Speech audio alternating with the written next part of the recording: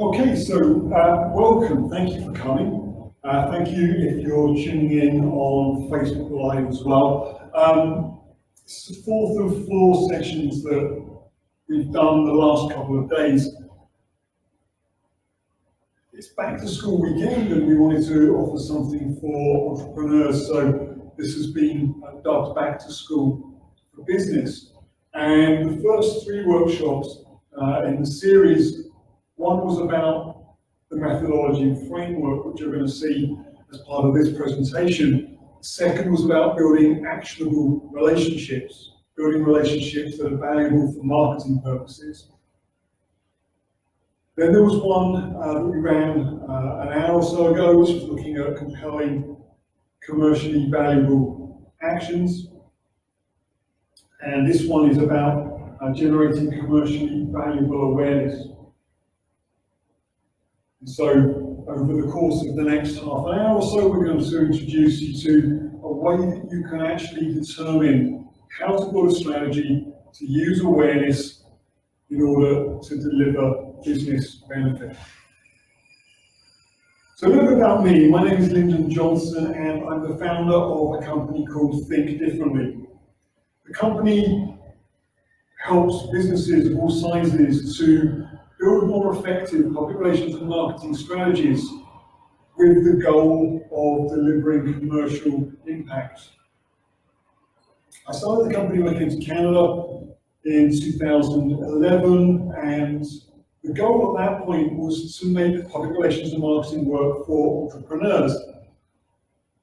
My background was working as a journalist for the first 10 or so years of my career, working predominantly in radio, a little bit of TV, doing news and sport. And then I went into communications and I worked a couple of in-house roles and then went into work in traditional agencies. The question that I repeatedly was asked was, why is what we're doing not delivering the outcome that we want or that we've been told it will deliver? And the reality was that it wasn't designed to do that. And so when I came to Canada, I was trying to fix that, to offer entrepreneurs what they needed, nothing more, nothing less, but also to figure out how we can actually build strategies on a repeatable basis that were designed to achieve specific commercial goals. And what I'm about to show you is part of that body of work. I'm also the general manager of a business called CommsBar. CommsBar is like a walk-in clinic for public relations and marketing advice. The same way you walk into a doctor's office, you can walk into CommsBar with a problem, we'll diagnose what the issue is, we'll make recommendations on treatment and how to deal with the issue, and also give you the tools and resources that you need in order to continue to do the work independently or in conjunction with CommsBar specialists as you need the help. So that's a little bit about me. This is deliberate in terms of the title, Generating Commercially Valuable Awareness. One of the big challenges in the traditional mainstream agency world for public relations is trying to quantify the value of awareness. And it's been a discussion that's been ongoing for the last 20 years since I've been in the industry. And we're still really no closer to being able to figure that out. And what I'm about to show you, I think, is a way where we can actually do that and how we can measure and quantify the value of awareness, whether that's delivered by third-party media, whether it's delivered directly or created directly through conversations between organizations and the people that matter most to the business. So let's dive into a little bit more detail.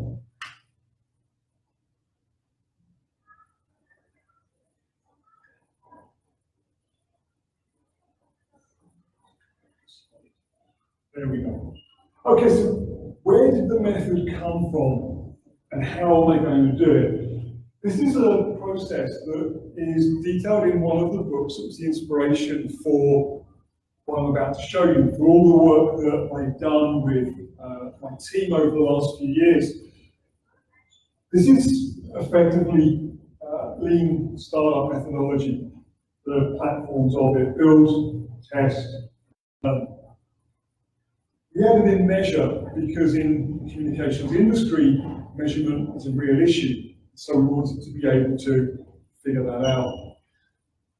But when I read Eric's book, when I came to Canada in 2011, I saw there was something there that we might be able to transfer the essence of Lean Startup methodology into the communications domain for building strategies and to iterate rather than doing what the traditional approach is to say, you do this and you get that. I've turned it on its head and we're trying to say we don't know the answers, but let's find out and let's develop a strategy based on validated assumptions and evidence rather than just on tactical implementation. And so Eric Ries's Lean Startup was one of the inspirations for what we've done.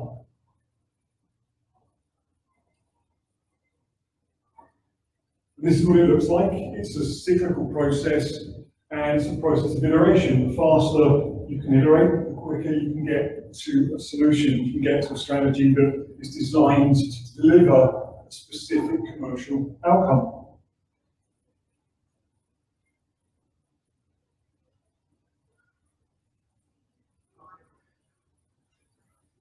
I want to just take a moment as well to explain when we talk about public relations and marketing, what we mean. Public relations, typically the definition is based in tactical definitions rather than in actually what the outcome is intended to be. And so what we decided to do was to look at removing all of the tactical application from the definition and get to the core of what the outcome of public relations is supposed to be. And when you do that, public relations is a strategic process of building and maintaining strong, mutually beneficial relationships with key stakeholders, the people that matter most to a business achieving a specific goal, or to continuing to grow and develop and evolve and be profitable and sustainable. So when we did that with public relations, we figured that we'd do it to marketing and publicity as well. The marketing at its heart is a strategic process, strategic being that it has a purpose. Strategic process of compelling key stakeholders to take commercially valuable actions. Marketing by definition is about actions. If no action is taken, marketing has failed to deliver the outcome that it was supposed to be fulfilling. And ultimately, it's how you measure marketing success, where the actions that we needed to be taken in order to achieve commercial goal, taken or were they not. And publicity, a strategic process of generating commercially valuable awareness with key stakeholders. It has to be commercially valuable, otherwise why do it? Most publicity these days can't be measured in commercial value. Why? Because it's simply about making as much noise as possible. It's not strategic because it has no purpose other than to generate awareness. In most cases, we're talking to as many people as possible rather than actually talking to the people that are critical to achieving a specific commercial goal. And so when you strip away all the tactical application from the definitions, you get definitions that actually focus on specific outcomes rather than on the implementation of the what we do. Definitions are about why are we doing it? What are we expecting the outcome to be? And when you understand what the outcome of each of them is, then you can apply it to the business and you can measure commercial impact as a result of doing it. I mentioned Eric Ries. The other inspiration for what we've done is to try and create visual tools that anybody can use, irrespective of their experience, their knowledge of communications fundamentals, whether you're an entrepreneur with limited understanding or formal training in public relations, marketing, publicity. or you're a CMO working in a Fortune 50 company, working on developing strategy every day, or you're managing the implementation of probably both. And Eric Ries was the mind behind the Lean Startup methodology. Alex Osterwalder is the author of a book called Business Model Generation. Again, it came out around the time that I came to Canada. And the heart of the book was around a business model canvas, a visual tool for collecting information and enabling decisions to be made about what was true, what was not true, and what was unknown, in order to develop a business model that ultimately enabled the business to grow and to flourish and evolve. And this is what we came up with. It's a framework of canvases that cover all of the major communications disciplines, from building and maintaining relationships, to activating them, to getting people to take action, to communicating with people at scale, but strategically. It's one for earned media. How do you engage journalists? How do you build relationships with journalists? How do you develop a news story, whether you're delivering it via third-party media or you're delivering it via a direct channel, an email newsletter or a website, or delivering it via a third-party influencer, somebody that really has influence rather than just somebody that has a lot of people following them on a social platform. And then we have two full brands. One for developing a brand. The brand is essentially a promise about what a company stands for. It's based on values, and the way you demonstrate a brand is actually through everything you say and everything you do, and it must match your brand values and support the overarching statement about what the organization stands for. And we have a canvas that helps businesses to actually develop that brand, but also one for communicating it, telling people about it, for using it strategically for building, maintaining strong, mutually beneficial relationships, or for compelling people to take an action, or as part of demonstrating how an organization is actually living up to the values that it espouses, that it was founded on, and that everything it says and everything it does is designed to support. So we developed some visual tools. The one I didn't talk about is in the center there, which is the mapping. And it's all about, once you know who you're talking to, who you need to develop relationships with, or who you need to compel to take an action, then you can map the relationships. You can map them by name, by position, by responsibility, by demographic. You can map them. And then you can use the people that are within your network, the key relationships, either to help you find more people like them or to help you build relationships with people that you don't have existing relationships with but need to in order to achieve a specific commercial goal in the business. So they're the visual tools that we developed.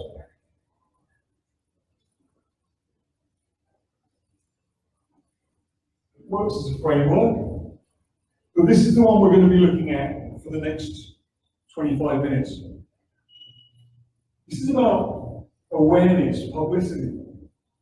Publicity, by definition, suggests that it's done through third-party media, but media now has changed over the years, and I'd argue that it includes social media, it includes influencers, it includes owned media as well as the PESO model that the traditional PR industry talks about paid, earned, shared, and owned.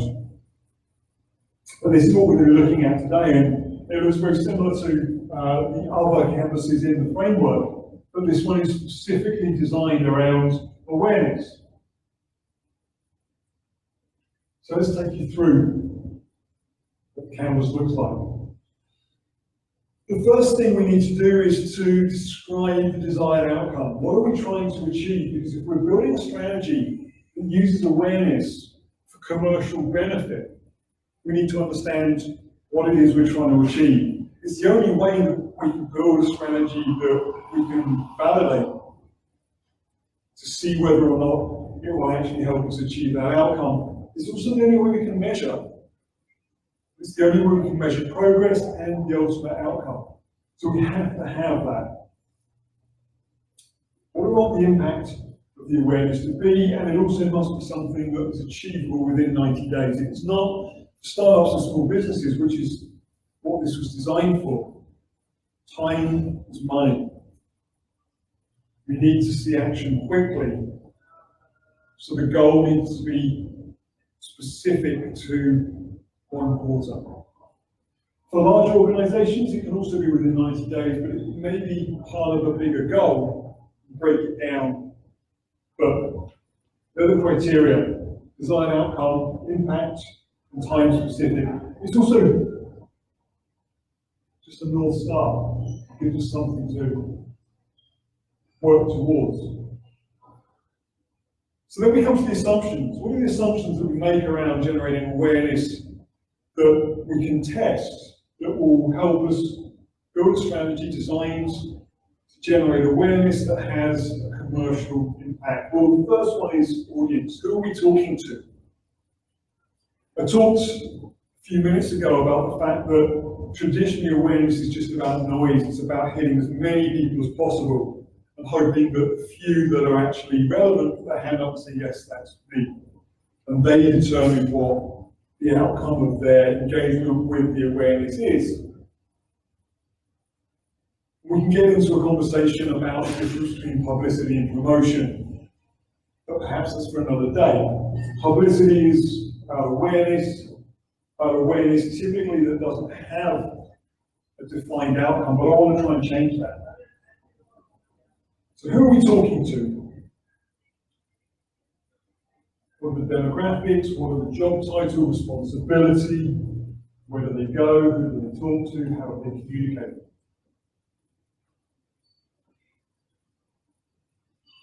The next assumption is about message. What are we trying to communicate? What are we trying to communicate that actually helps turn awareness into something that has commercial value? Because if we don't know that, then anything that we communicate is unlikely to help us move towards the outcome that we want. And so figuring out, based on the outcome, what do we need to communicate to this defined group of people, to the audience, that will help us to achieve the outcome that we're looking for.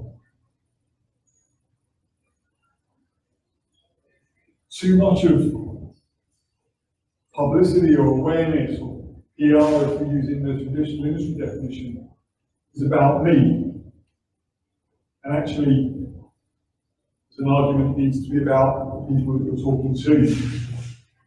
Communicating value, or communicating commitment to brand value, brand awareness. The next assumption is all about timing.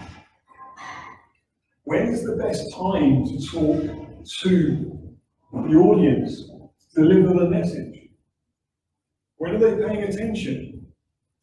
When is the best time to deliver it based on the fact that we're trying to get commercial value from it? If we don't know that, we end up sending it at a time they're not paying attention, they're focused on something else, they're involved in something that is actually more important, or we end up interrupting what they're doing. Potentially that weakens the relationship we have with them because it says we want to talk about us. We want to talk about something that matters to us, not you at the wrong time, and we have no respect for what you're doing, the other things you have going on. So timing is important. The other thing about timing is that there are opportunities. There are things going on in the market or in the organization or in your industry or with regulation that present opportunities. And knowing about those enables us to understand who we're talking to, what we need to be saying, creates opportunities that if we don't know they exist, we can't take advantage of. And again, there are things that are happening that are disadvantages that will reduce the chances of the communication, of the awareness actually having any commercial impact. And if we don't know about it, then we can't mitigate the risk, we can't avoid it. And so we end up doing something where if we've known the timing issues, we could have actually increased the chances of it working.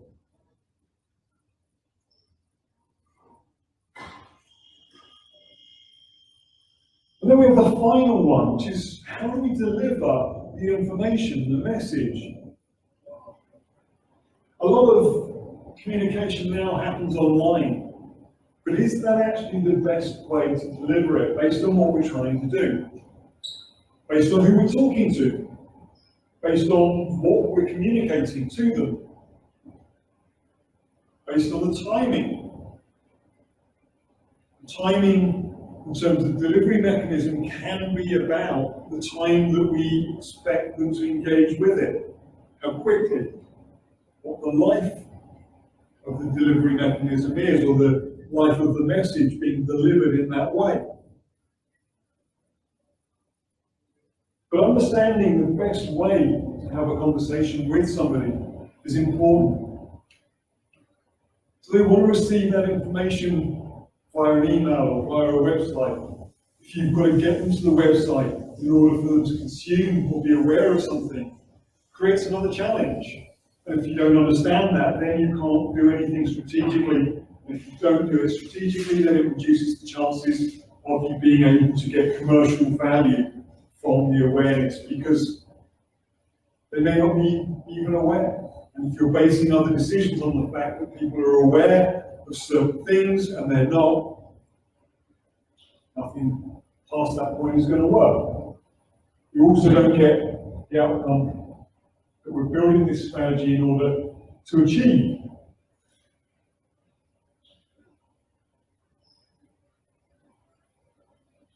When we've completed the hypothesis, out of the assumptions, we can build a hypothesis.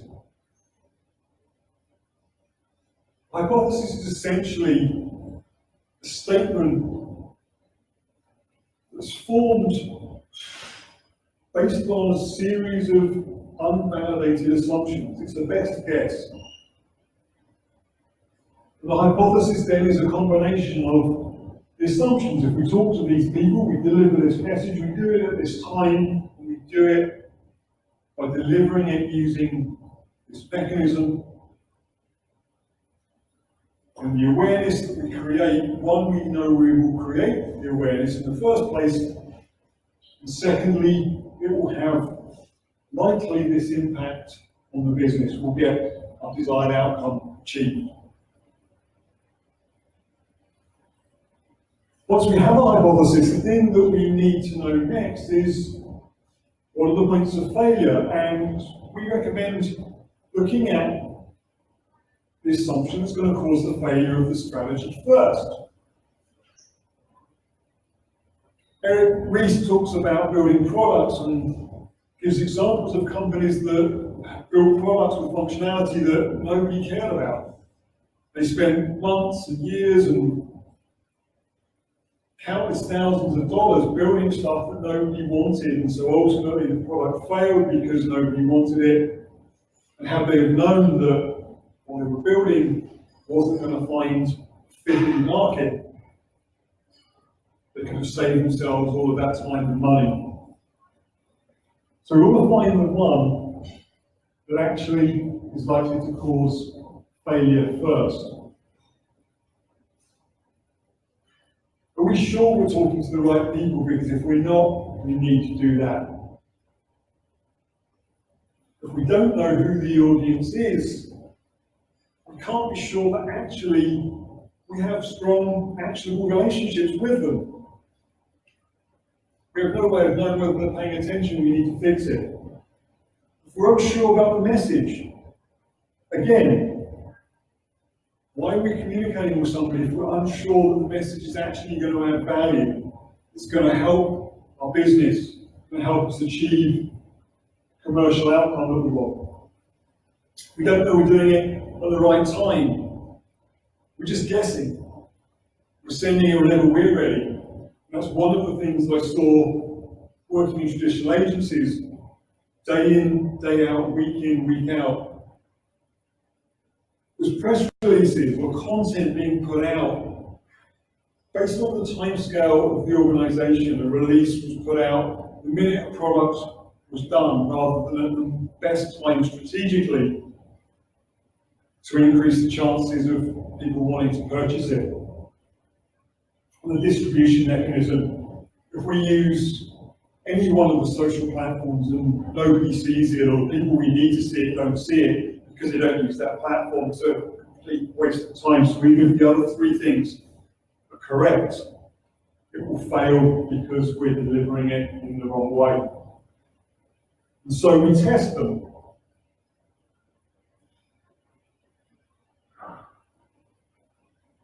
I've shown you the top half of the canvas. But the bottom half is all about the experimentation, and the system that we have here, we've developed, just matches the cell, the assumption cell, with the experiment card on the bottom, and the cards together we call experiment sets. But this is just a way for you to see if my assumption is that the message hasn't been validated. This is where I find the message experiment.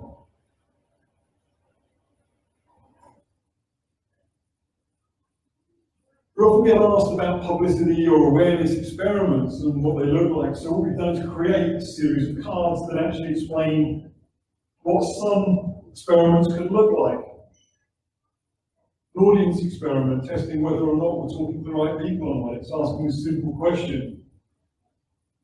It's identifying whether you have those people in your network already, and if you don't, you need to go back and you need to build those relationships using the relations canvas. Because if you're talking to the wrong people, nothing is going to work. The message experiment. Does the message actually make sense? Does it communicate something of value to the people that we're communicating with that will actually increase the chances of achieving the outcome that we want? If it doesn't, problem, we can validate that the message is correct. The timing experiment is simply asking about timing issues, when the best time, and the same with the delivery mechanism experiment. Are we using the tools to deliver a message that will ensure that the people we want to talk to actually receive it, they're actually aware of whatever it is we're trying to tell them? If not, then there's a problem.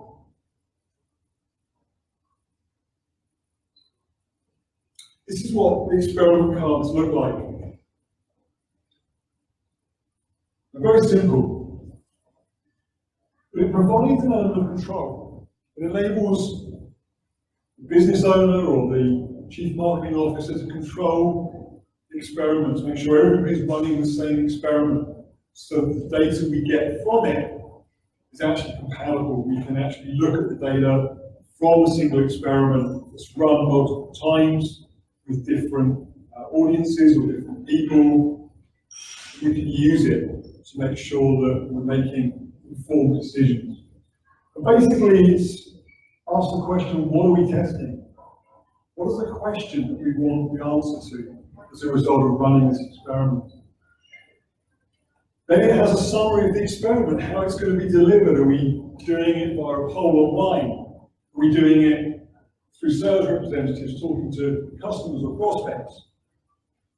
Are we running an internal experiment? Are we using HR to talk to employees? Are we using line managers talking to their direct reports? It explains the methodology for the experiment. Then we have a line that has a measure of success. How do we determine whether or not the experiment has been successful or not? Are we looking for qualitative or quantitative data? Are we looking for a majority, for 8 out of 10, 80% of the responses to validate or to disprove? We're looking for qualitative information. We're looking for one particular answer, perhaps in terms of the message, to enable us to be sure that we're on track. And then for recording the outcome, was it a success or a failure? Do we validate or invalidate? And in reality, invalidating something can be seen as a success for the experiment. In some cases, more so than actually getting the outcome that we want, or having what we think being validated. And then along the bottom is, what do we learn? What did we learn as a result of running the experiment that we didn't ask? It wasn't part of the question we were trying to answer. But it enables us to do something in the business, improve something, to change something we weren't aware of previously. And so the experiment card has a forum for collecting that information.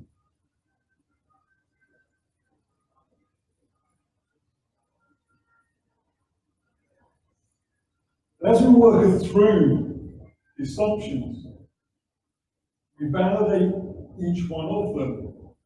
When we get to a point where these 4 assumptions have all been validated, we run experiments, and the assumptions that we've made have been proved with evidence to be accurate, then we have a strategy. We have a strategy that can be implemented with a fair degree of certainty, knowing that it's going to help us achieve our desired outcomes. You can run as many experiments as you need, but ultimately you're looking for validation of all of those 4 things, all of the assumptions that are going to cause failure.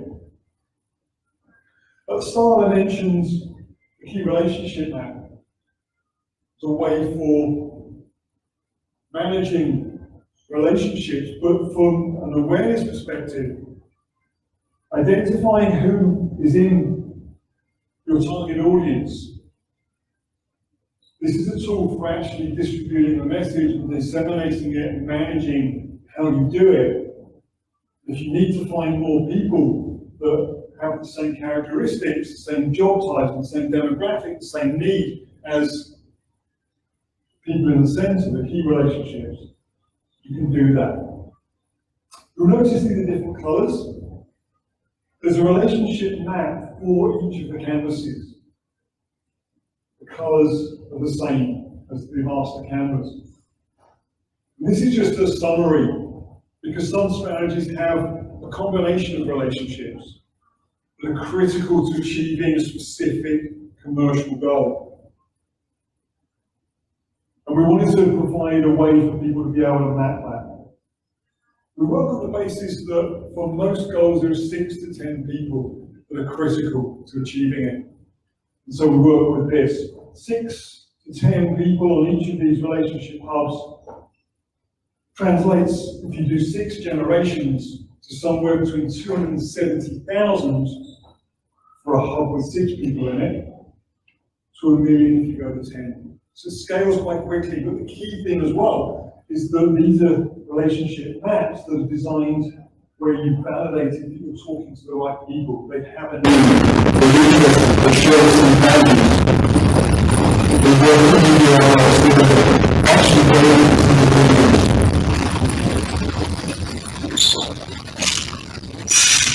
awareness is only beneficial to your business if you're trying to people that are looking to the apartments a couple of times over the weekend. I write out and I'm really interested. I've invited individuals that are super funny and a very fan of the community. Because in most cases, tourism campaigns are very campaigns. They are they're actually talking to people who are actually really aware. We actually communicating real messages relevant to them. So far, we have just been looking outside, we're beginning what's going on, and then we've actually heard ourselves and come along the building and ask them to take action on the land on this big road with the and that's the reality for which the ways and we are showing you how action strategy to validate the assumptions that the awareness is no longer something done for its own sake, it's done with specific business goals in mind, and build, test strategies to achieve the measure. Final slide is just a little bit about this is where we're going to. This is me with Jane, who's one of Comstar specialists, and this is what our day looks like. We use tools, resources, the framework, the canvases that we developed to help entrepreneurs solve public relations and marketing and publicity challenges, problems with building actionable relationships that are mutually beneficial, problems actually helping people to compel them to take an action, developing awareness campaigns that actually deliver a commercial impact. It's a walk-in clinic, it's like a doctor's office. If you have a problem, you come in, you sit down and talk with one of our specialists. We'll help you diagnose the cause of the problem, we'll make some recommendations on treating it, and we'll give you tools and resources that you need in order to continue to develop a strategy or to solve the problem, to do it again. Or you can do it in conjunction with the specialist if you need extra help. But I just wanted to show you that this is what we do. This is ultimately why the methodology was developed, to enable us to be able to see where our customers are, to be able to understand the potential causes and problems, to look at the assumptions that are being made, and then to be able to have a structure and a framework for making recommendations that are based on reality and designed to be practical and actionable in order to help customers to achieve specific commercial goals. If you have any questions, please feel free to ask them. I'm always happy to answer questions. If you have questions online, please feel free to put them in the comments, and we'll respond to them as we get a chance after the end of the session. Okay, so the question about awareness and why it's not measurable in most cases. It's because, in my view at least, the equation doesn't balance. One of the big assumptions about media coverage is that anybody sees it. The average life of a news story on a technology website these days is 15 minutes. Unless you capture somebody within that 15-minute window, any of the credibility that comes with it being on the site disappears. And yes, you can share it with people, but that requires you to actually share something. So you've got a double opportunity for it not to be seen. Because we were sent stuff from businesses saying we were in this outlet, although I don't know how many people ever read them. So that's the problem, is that the action, the tactical implementation can't be measured in most cases because there's that disconnect. It's almost like the doesn't equal sign needs to go in the middle. Their editorial coverage doesn't mean X. And it's unlikely ever, unless it's engineered. One more question, it's 40 minutes we've done. Don't want to take up too much more of your long weekend. Yeah.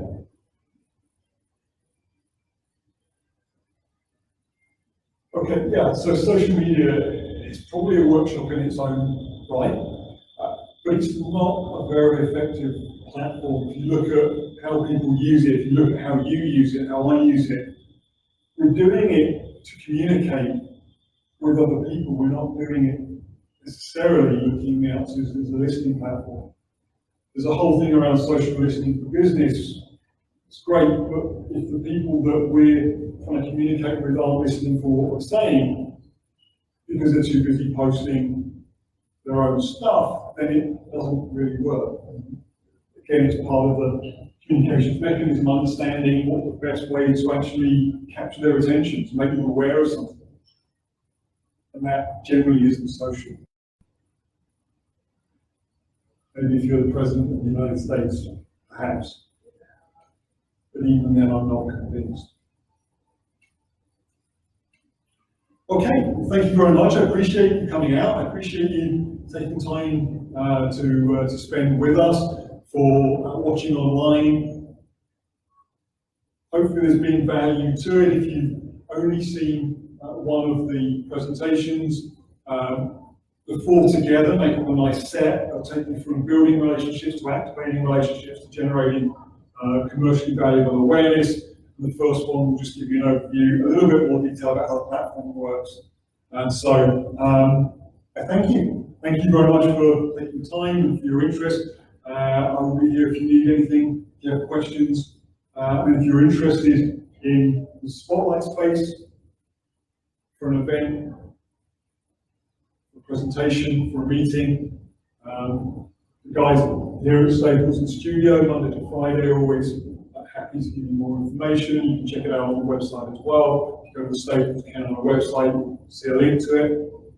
And also shared workspace. If anybody you're interested, again, there's information here, and also you can find it on the website as well. Okay, thank you.